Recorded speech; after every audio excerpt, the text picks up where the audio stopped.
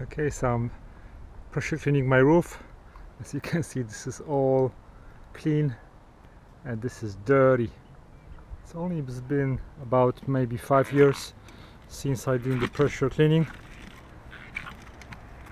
Now I'm doing this again. I'll show you how I do it. Very easy. You just have to be, I guess, young enough and agile to get up on the roof and do it. So this part is all done. I need to do another side.